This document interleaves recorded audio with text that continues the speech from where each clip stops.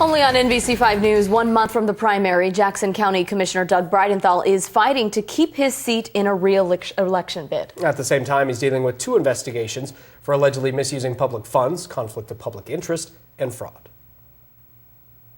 Please welcome in Commissioner Doug Bridenthal from Jackson County. Commissioner, thanks for being here. So you've had a few challenging months right now. How are you doing?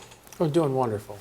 I mean, I'm really having a great time. I'm back in election cycle and things are going well. Okay, and that's right, up for election in a month, so I imagine you're about quite 45 busy. days or so. Yeah, not that anyone's counting, yeah. All right, so we've got a lot to cover here today, and we're going to try and do our best to cover all of it, but you are being investigated right now by the Oregon Department of Justice and the Oregon Government Ethics Commission. And as I understand it, the DOJ part comes first. The Ethics Commission has kind of gone on the back burner, is that correct, as far as you know? I can't speak for either one of those organizations, but I can say that the Ethics Commission has basically suspended everything pending the outcome of the Department of Justice process. Okay. And the DOJ piece is actually twofold. Part of that is based on the complaint that the county filed. And then the second half of that is the piece that I immediately went to the sheriff when everything happened and asked the sheriff to file a complaint with the DOJ because I felt I was being coerced by the administrator. Okay, and I'm definitely going to ask you about that, but I want to lay the groundwork for some of this first. So this DOJ piece is more than just me being investigated. It's a bigger picture. Mm-hmm. So to just say it was just me, it's looking at a bigger process to my understanding. Right, I remember you telling me before that you went to Sheriff Corey Falls and asked for him to request an investigation, and I do have that as a question. We're going to get to that. One of the elements being looked at are contributions that you received in an Association of Oregon Counties, or AOC, account as you pursued office with the Western Interstates Region, or WIR. We're going to do a lot of that today, and later AOC. Now, the county auditor said these numbers were not disclosed to the county. $1,000 from Combined Transport, $1,000 from American Forest Resource Council, $1,000 from Douglas Timber Operators, another $1,000 from AOL Services, Inc., that's Associated Oregon Loggers, $2,000 from First Vote Political Action Committee, $1,000 from the Southern Oregon Timber Industries Association, and then $1,000 from Cow Creek Band of Umpqua Tribe of Indians, $750 from the Coquel Indian Tribe, $750 from Avista Corp., $500 from Rogue Valley Properties, and $500 from Murphy, a wood products company. Now, several of these organizations or companies have gone before you and the Jackson County Board of Commissioners. The Native American tribes, for example, are arguing over whether a casino should be built here in Medford, an Indian casino. Others, like Murphy, are in forest products and would like to certainly see increased logging in Oregon's forests.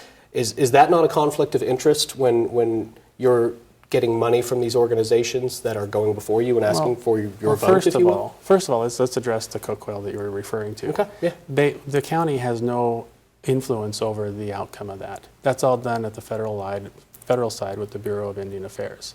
So the county doesn't decide if that's going to happen or not. That's true, but didn't the county write a letter to the Bureau of Indian Affairs expressing an opinion on the matter? A letter was expressed prior to this election. Prior to, yes. Prior to the money, which election are you referring to? You're referring to the Western Interstate Region, National Association of Counties, Western Interstate Region, because that's what this whole thing was about. Mm-hmm. People contributed for me to be able to run for a national office to the National Association, Western Interstate Region, representing 15 states, 551 counties. This is the strongest organization for the Western United States. It's likened to the Western Governors Association. Okay. And in fact, I'll be expected to go to meetings with the Western Governors Association and meet with them on Western issues when I assume the presidency in May. So the contributions that you're referring to are normal contributions into an election process. Now, the account was the Association of Oregon Counties. It was their account. Those contributions were made into that account, and I was able to use that account by way of the Association of Oregon Counties to be able to pay for that campaign. So I didn't write the checks, the association did. I personally didn't receive the checks, the association did. Right, I understand that the differences between the accounts and in your office and running for commissioner, it's not these types of accounts. But is the money in these accounts does not benefit you?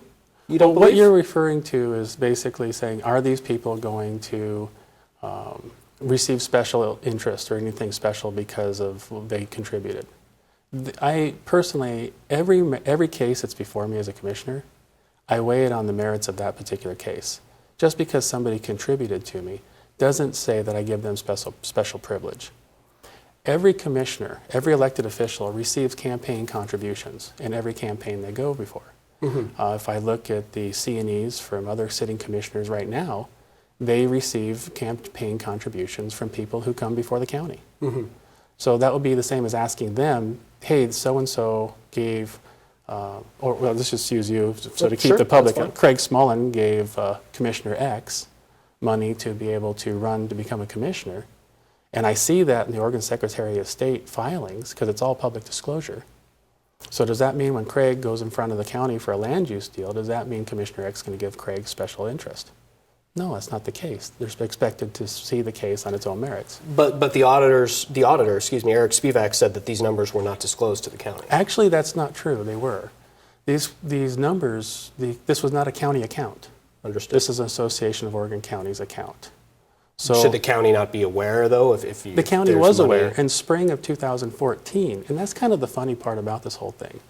The spring of 2014, I went to the county, and we had talked about this account. I asked for permission to run for office, and I disclosed that the account was set up, and the conversations were at that point had on what the money was going to be spent on and who was contributing.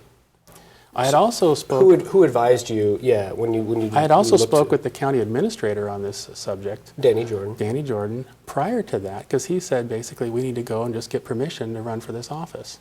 So everybody knew in the spring of 2014, including county council. And did you get that permission? Yes, I got that permission, including county council and the administrator in the spring of 2014 knew of the account, knew that the money was being distributed to the account, and knew that expenditures were coming out of the account. Why these individuals, now granted, the county council has shifted or changed since then. We now have a new county council because our old council retired. But why the administrator and the current council didn't go back and look at the notes, is my guess, is why that they said that they just learned of these things blows my mind. I don't understand that. Because frankly, in 2014 in the spring, they knew of it, they understood it, and they helped me do it.